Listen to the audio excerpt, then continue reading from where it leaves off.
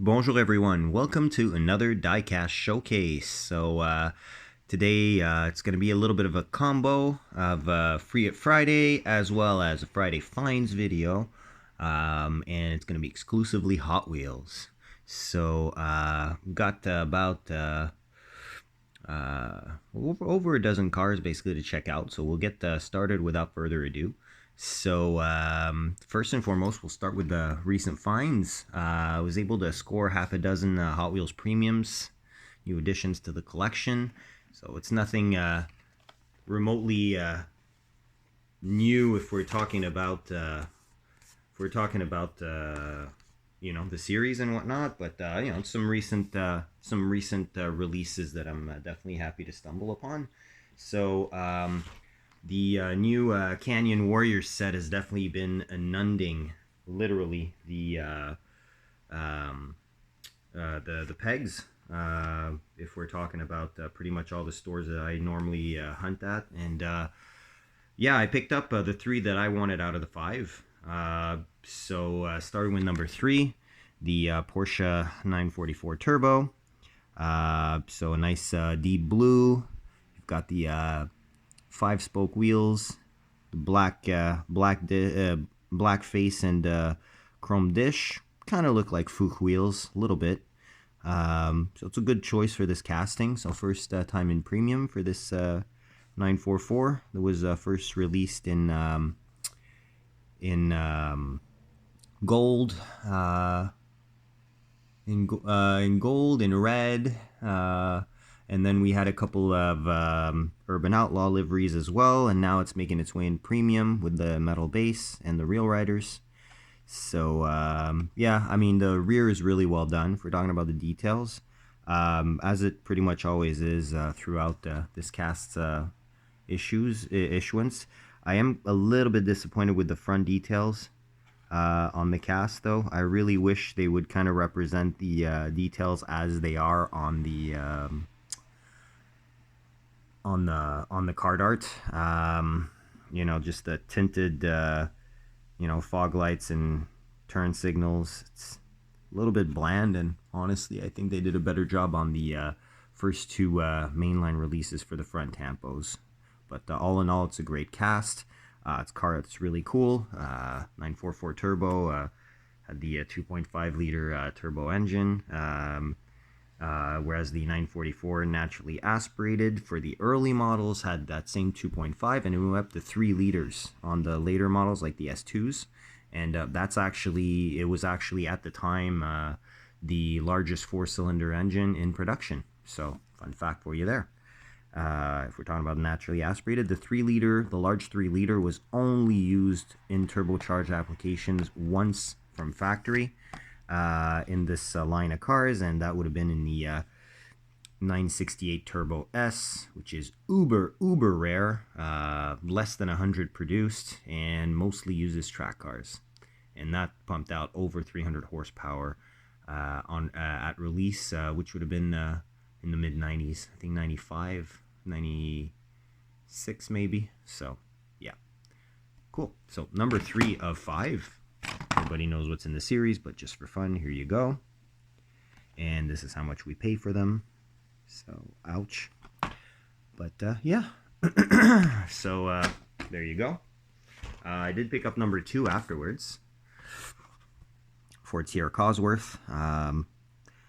I mean, it's 80s legend. Love the fact that you've got the clean white paint, which is my favorite color for a Cossie. Happy also they did the hood vents. And front is very well done as well, tampo wise, with the Ford logo. And I do like the fact that you've got this blue gradient side stripe, which is very cool. Very cool.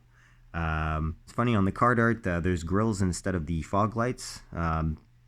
No Sierra came like that. If we're talking about the Cosworths, it was either brake ducts on the RS500 or just your plain old fog lights on the non-RS500. So I don't know, kind of weird. These were actually produced in 3 colors. There were 3 body colors available. So you've got black, you've got white like this one, and you got a nice silverish blue called a moonstone blue that was also available as a 3rd color, which is a very nice blue. So good choice on wheels. The bronze 10 spokes are a nice contrast on any white car. And the rear details are very cool as well with that little stripe in the middle there. It's a nice touch. Of course, the whale tail. It's not too thick as well if we're talking about that center pillar. So, and I like the fact that they did the touch of black there for the factory rubberized spoiler extension. So that's very cool. So a nice hot hatch, rear-wheel drive to the infamous 2-liter turbo Cosworth engine. And these were later offered with all-wheel drive on the 4-door version, the Sapphire. And yeah, that is the precursor to the Escort Cosworth. So there you go. Last one I picked up out of the series is the 01 M5, the E39 generation M5. That debuted in 2000. This is the 01 in what looks to be Hellrot. So very cool as a color. Love this casting. This is the 2nd issuance after the white one with the M colors that came in that box set, along with the, I believe, M2 and the M3 E46. So yeah, very cool. Big gray 5 spokes, which is a good choice of wheels. Fits with the car. And yeah, a license plate that says EEE39. Very cool. E39. M5 badging. BMW crests. Front tampos are on point. At least in my opinion, they are definitely on point. Yeah, proportions are pretty good. A little bit of a sloppy application of the window surrounds. But yeah, overall very cool. Didn't almost picked up the bends, but I'm really gonna hold out since these are dropping like there's no tomorrow. I know at a certain point we're going to see these as peg warmers, and people are gonna stop checking. So when there's new drops, I'll be looking for that black bends, because I already have 3 variations basically of the main line. That's already a lot. So I'm only gonna pick up the premium if I find the chase. That one's probably gonna be a keeper as opposed to trade bait. So. And Volvo, honestly, I just prefer the first version in teal. So much nicer. So I didn't pick up the Volvo. And, I mean, orange cars, you know. Got nothing against Halloween, but, yeah. Not a big fan of orange cars. Although I do have quite a lot, so. Alright, next find. Did manage to pick up what was left of this Fast and Furious. If we're talking about the ones I wanted. Out of the whole set, the only ones I really wanted were the Maxima. Flawed, but, you know, still a casting I'm definitely wanting to add to the collection. And, yeah, the Teggy. You know, Mustang, honestly, I feel like it's a repeat from another series. The E46 M3, I picked up the first time they issued it. And now it is a repeat. And the Julia Sprint GTA, well, I'm not a huge fan of the livery, although I love the Steelies on the car. And it seems to be the peg warmer of the set, or at least around here. So, yeah, pretty happy about that. 4-door Integra, which I actually kind of prefer to the 2-door. I mean, the roof and the A-pillars are a little bit thick, and the lack of B-pillar is definitely all the more visible. But, you know, overall, it's a nice one. You got the JDM front end. You've got the small 8mm 6-spoke T37 looking wheels. And you got the Type R wing on the back. So it's basically a Type R conversion, I guess, on a GSR sedan. In Canada, we never got the GSR sedan. We did get the sedan, but only in the base trims, LS and GS. And I believe there was a SC as well with the mesh wheels and, you know, rear spoiler and, you know, leather interior and whatnot. Sunroof, just touring package kind of. But yeah, the GSR, you guys in the States, for whoever's watching from the States, definitely got that. And in Japan, you could get the Type R sedan, which is definitely one that I'd love to import. But, you know, they're up there in price, as we all know. So, yeah, Mia's car. Cool, cool release. Definitely happy to add a 4-door DC2 Integra into the collection. So, and we'll continue on. Did stumble upon, went to my Toys R Us at opening because I knew that the entertainment series was eventually coming, and normally they go really fast. Was lucky enough on the second attempt to pick up the 930 Turbo Porsche from whatever video game. I have got a blank there, so whatever. But yeah, managed to pick up the new Forza Audi RS2, the B4 RS2, in the Audi Sport livery, so that's definitely cool. First time in premium also for this one. You know, full deco. Front and rear if we're talking about the tampos, and since it's a premium, the addition of the side decos do not mean that we are losing the front and rear details, which is great. You know, 10-spoke white wheels, can't really go wrong. Got the Forza logo, number 23 for the year of issuance. And yeah, pretty cool vehicle. I'm a wagon lover, so I'm never gonna say no to a nice wagon. And the RS2 is the granddaddy of super wagons, so definitely an iconic car with that 2.2 liter 20 valve 5-cylinder turbo. Unlimited potential for tuning, but they're getting very hard to maintain, and the prices are costly, and the electrics are somewhat questionable in this car. So, you know, it's yeah, 90s VW / Audi product, although this is a purely Audi engine, so one of the legends. Yeah, well, to follow suit, did manage to pick up the Jaws square body Blazer. It goes super well, I think, with the green light Stranger Things Blazer that I managed to pick up a while ago. So yeah, should be a cool comparison.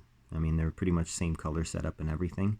And, yeah, I picked up these two as first to the pegs, as mentioned, that specific morning. There's another collector that showed up right after, and he saw me going for the Forza Audi, and you know, when he saw I didn't pick up both of them, he was quite happy and thanked me for being one of those people that don't pick up everything.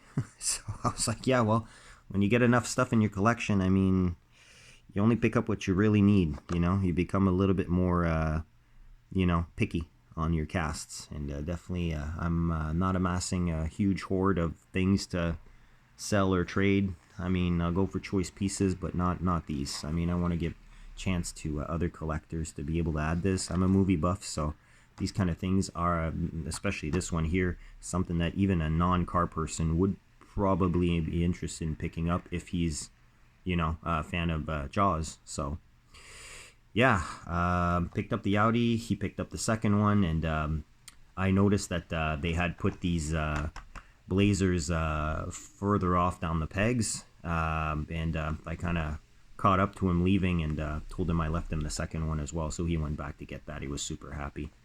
So yeah, you know, be nice with your fellow collectors, and you know, it's always a good thing to do. So that's all the premiums that I managed to pick up recently. Now we're going to get to the unboxing portion of the video.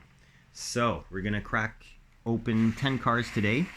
It's going to be 5 mainlines that I have duplicates, well, not duplicates, but different several color waves of, and then we're going to go and get a 5-pack open, a new 5-pack I picked up. All right, so we're going to start with 2 fantasy castings. First one being the Raijin Express. This one actually has a crack bubble. And I'm not sure if this one or the one with the silver wheels is the first release. If I'm not mistaken, I think it's the all silver one, the one with the silver 5 spokes with the wave. I don't know. I'm not sure exactly. Or is it a dragon or something? I don't remember. Either way, this one has the wave, the cherry blossoms, you know, the Hot Wheels logo inside the rising sun and whatnot. So very, very Japanese. Yeah, let's crack her open. Very shiny. I like that. I like shiny things. So. All right. Okay. So first time one of these in hand. Well, first impressions, awfully light, but I mean it's kind of normal. This is a metal base with very, very deep rivet holes. Very deep. Yep, we got a plastic body. I believe this is a Ryu cast, if I'm not mistaken. As is, by the way, that 944 turbo we just checked out. So, do have still this stethoscope in the trunk of that, by the way. So, yeah, looks good. Looks very good. I like the different textures all over. You got like that diamond plate pattern going on. You've got the little diamonds in pink here. Purple windows work well. And these are, you know, very popular trucks to modify. It kind of looks like the Isuzu or Isuzu flat nose or something like that. Maybe a Toyota Canter. I don't know. Either way, Japanese market truck. This seems to be more like a 1/87th scale, and I've always been curious to compare this truck to see what scale would actually look decent with it. So I'm gonna do a couple of attempts here. Just bear with me.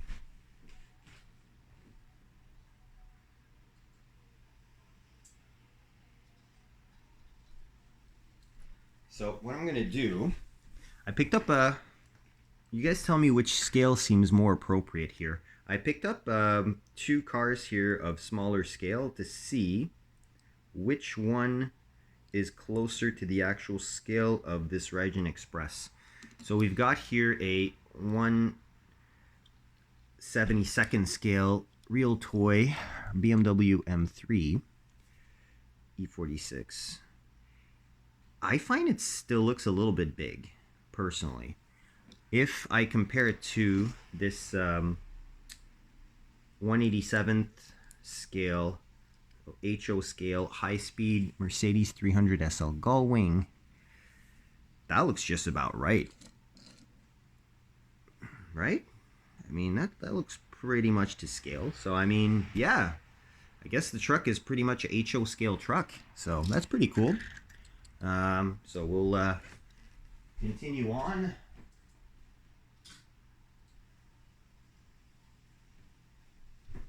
Sorry, just putting back these cars as I go here. So, second fantasy casting we're going to be opening is another JDM inspired one. It would be the Time of Taxi. I do not have one of these loose. I have I don't remember the name of the cast, but the one that has the same front end but has like a delivery van rear end. I have one of those loose, but this one is, I do have the most recent one on the 3 spokes. The Chinese New Year liveried one. This one is an older release from the Hot Wheels Metro line. This would be from 2018, so 2019 on the pegs. Already, 4 years. Wow. And really like the burnt orange. Got all kinds of little drift touches on this. Plus, you've got an opening part. So, let's open the casting so we can open that part. Oh, very cool. Very, very cool. All right. Yeah, so you got the 2 big air filters on the top here of the engine. Little taxi badge there. You've got a wing-mounted rearview mirror on one side and a regular mirror on the other, which is not an uncommon setup for Asian taxis, be it Hong Kong or Japan. Yeah, it's kind of like based on a Toyota Crown Comfort, basically, which is the taxi of choice for those countries. You can see the exhaust tips coming out of here below the absent rear lights. It's actually part of the yellow glass, which is kind of weird. Got these two little side winglets added there, riveted in place.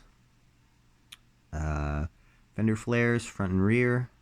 Steelies with the yellow lip and the black centers. And the rear door on these does open. It's actually plastic. It doesn't really stay open though. It's yeah, kind of a disappointing opening part, but hey, you know, it still opens. So, and there you got your Toon Taxi 24/7 badge there with a little bit of a taxi there. Taxi striping. Not bad. It's a really cool car. It does really look like something that you'd see at a drift day. Great, great little Japanese theme going on right there. These two. All right, now we're gonna get into some real cars. Real cars. I shouldn't say real cars. I should just say licensed castings. Staying in the Japanese theme, I was really looking forward to opening one of these. Mazda 787B with the infamous four-rotor NA engine. I do have the blue one. I have a couple premium versions of this cast, but this is my favorite era of Le Mans cars in the 90s. I don't know. There's just something about these cars. They're just so, you know, it's like limitless, basically. Like four-figure horsepower, like, you know, well over 1,000 horsepower if we're talking about qualifying trim. But much less of a death trap than the beasts of the 70s, like the Porsche 917K and all those other crazy machines. So let's get it cracked. See what we have. Yes, I did mention in a previous video that the wings on these tend to be slightly crooked because of whatever reason, especially the premium ones. I guess they kind of fixed the issue on the main lines because looks pretty darn straight to me. Love the tampo work. The wheels are, you know, I don't really like the 5 spokes in the back there, but I mean, at the end of the day, could be worse. The aero discs actually do make sense because a lot of these cars ran aero discs for better brake cooling. I mean, if you're running Le Mans, you're going down the Mulsanne straight and you're hitting over 200 miles per hour, or well over 300 kilometers an hour. You definitely better have brakes that are in good functioning order because you're going to need all that stopping power at the end of that straight. So that's where the aero discs come into play. They will be cooling those brakes up front way faster. So, I mean, there's no mirrors on this, but I mean, it's the kind of cast that doesn't really matter if there's no mirrors, I guess. They'd normally be located on the A-pillar here. Or maybe on the wing mounted, but I'm thinking more on the A-pillar in the case of the 787B.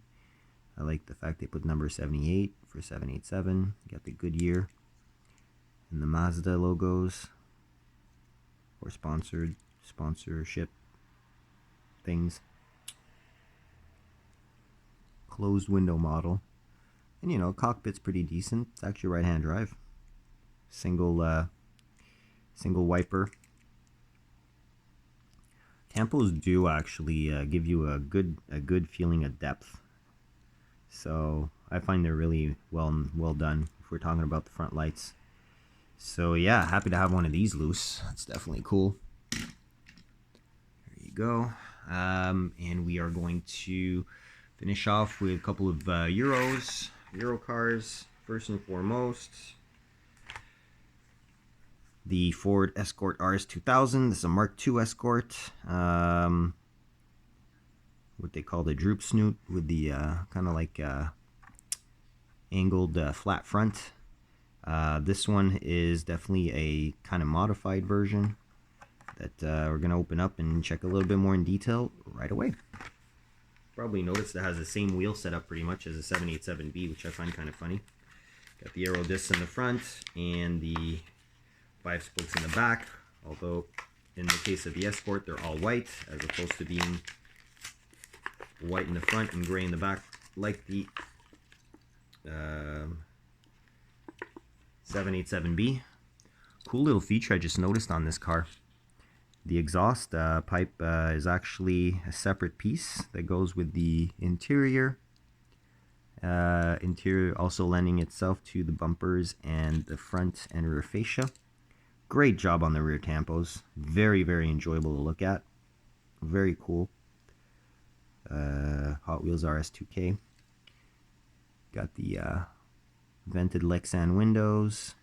Obviously right-hand drive, since, you know, this is a European Escort. The Escort had not been released yet in North America at that point.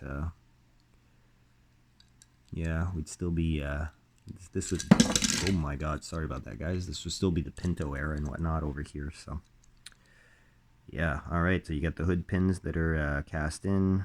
Vents also part of the interior, which is good. Open window model in this case.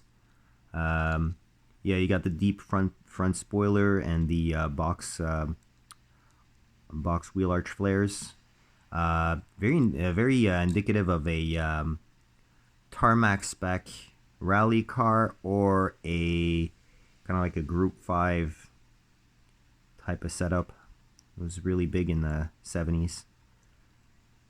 And they were, I mean, obviously not quite the silhouette car, but, you know, kind of like a midway to getting there with the widened arches. You can see much better from the top profile, as well as those mirrors that are definitely there. So this is a really cool cast. I love classic fast forwards. So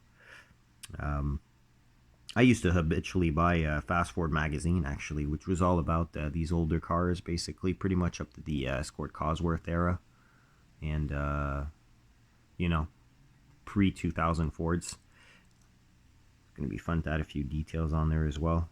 Not only fun, but very easy. So looking forward to that. And we'll place this guy right here. And last single we're going to be cracking is actually a very recent pickup. I kept seeing this in multi-packs. I skipped over it as a single. And, you know, I just saw it again, a fresh drop that I didn't really need anything of in a dollar store. And, yeah, I succumbed. I just really love the color. It's the Taycan Turbo S Porsche electric sedan. Part of the factory fresh. Well, first and foremost, I love this casting. I do have the original red release. I love the light, the tampos front and rear for the lights, logos, and all that. Really well done. Great choice of wheels with the chrome rimmed small diameter OH5s with the black faces. Very cool. And that green. It's got a great metallic in there. Great sheen. Very clean casting. No, nothing overdone, basically. So it's gonna be the new Porsche that I'm gonna be adding to the loose Porsche collection, which is ever growing, because Porsche is probably my favorite European brand. We're talking about auto manufacturers. Here she is. Look at that color. Wow, that is a very nice green. I was saying earlier, I don't really like orange cars. I do love my green cars, though. Green is one of my favorite colors for a car. Partial to white because it looks clean on everything, but green, any shade of it, I don't know, it just looks great. And you can change the look of a car going from very sporty and out there to very subdued and classic just by changing the tone of green. This is kind of a medium green, but I mean, you can get like a fluorescent green and make your car look like a Kawasaki Ninja, or you can go super dark British racing green and, you know, pair it up with a tan interior and it looks super classic. So green is a good color for a car. Pretty much any car depending on the tone. So there you go. Great cast. There you go. And we're going to finish off by opening a 5-pack. So 5-pack is the new Hot Wheels Drift. We've got quickly the Mustang, Charger, this thing, the 8.6, which obviously is the reason why I bought it, and the Viper. So let's get her open. Check these casts out in further detail. Obviously the red car, I already promised my daughter I'd give it to her, so I'm going to give her that red car for sure. Pop that tray out of there. here they are. And keep the box for later. They're always good for storage. So let's start with the obvious. This guy here, plastic body, metal base, definitely a track car. You know, it's not a bad looking fantasy casting. It's got little traits of many different cars.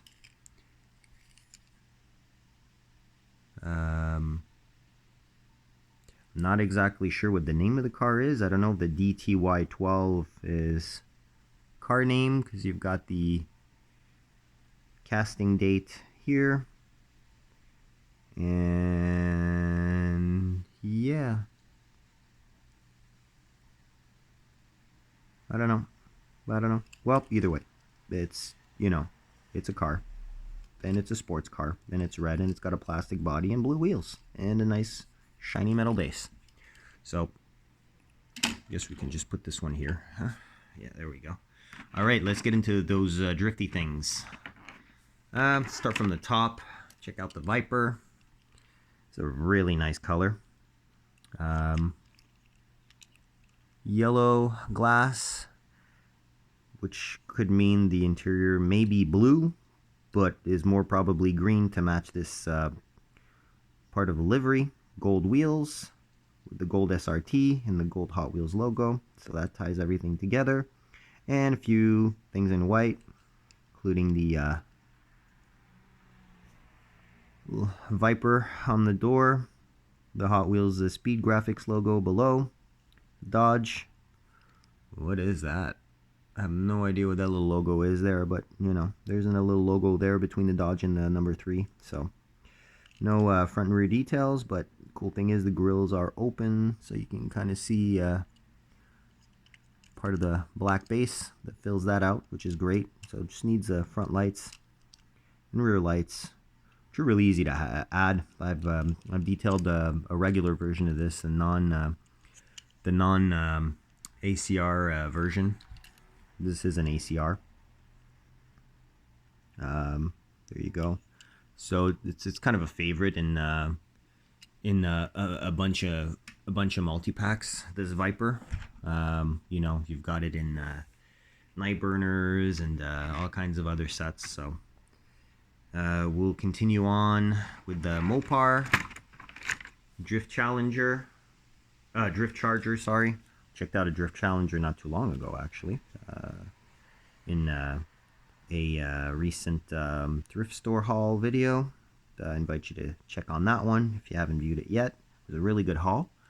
So yeah, this one got the big wing. I actually have one of these loose, but it's definitely not in perfect condition. But since it's a drift car, that kind of works.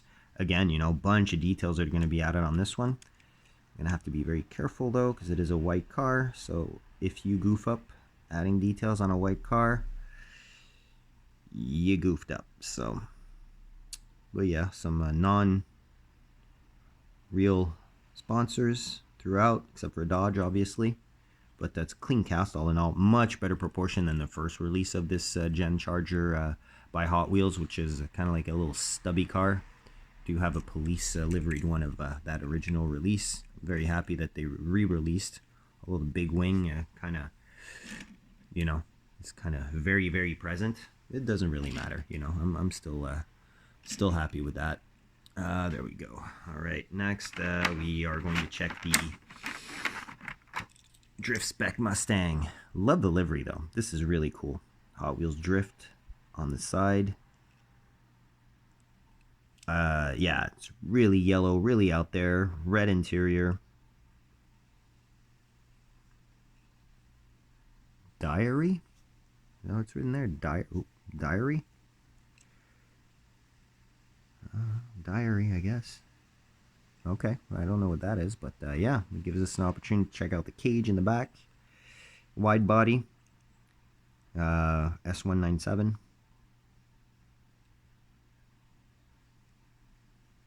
Very cool. I like this. I've got a couple variations of this. Got a, yeah, at the top of my head, I don't remember exactly which ones. I think I have a Falcon liveried one of these.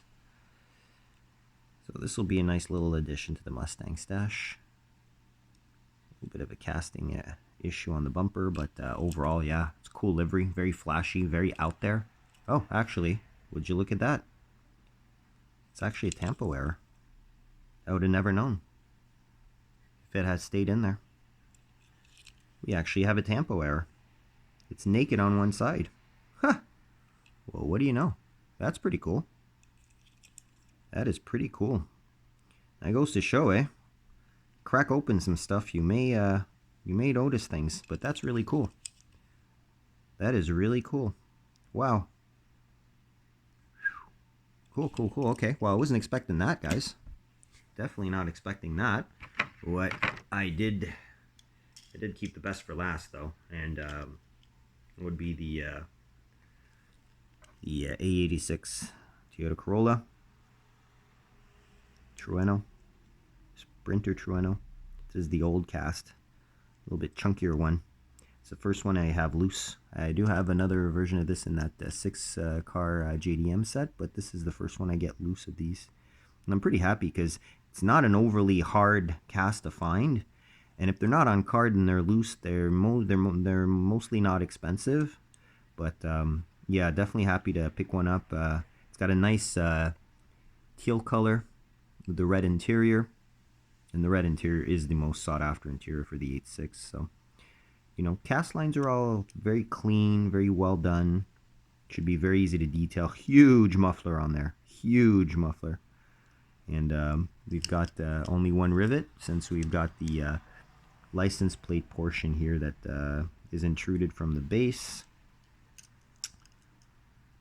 Same for the front end. A very clean. The only problem with this is when you detail it out, the front lights look so big that it almost looks like 11 front with the fixed lights, although clearly it is a pop-up light version. The pop-up lights are very, very small. So it's kind of a weird cast, and Ryu did a great job at redoing it.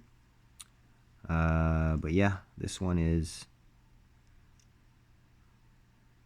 a very cool one, and I'm happy to have one loose because I really wanted to get one of these loose. So yeah, that pretty much goes over everything here. So yeah, you guys let me know what you think in the comments. Which out of these is your favorites? Which one do you have? Which ones do you have in your collections? Did you guys manage to find all the premiums too? Yeah, so I'll leave you at that. Hope you guys have a great weekend. Enjoy, stay safe out there. Happy hunting. Best of luck finding what you're needing. And I will catch you on the next one. Till then, take care and have a good one.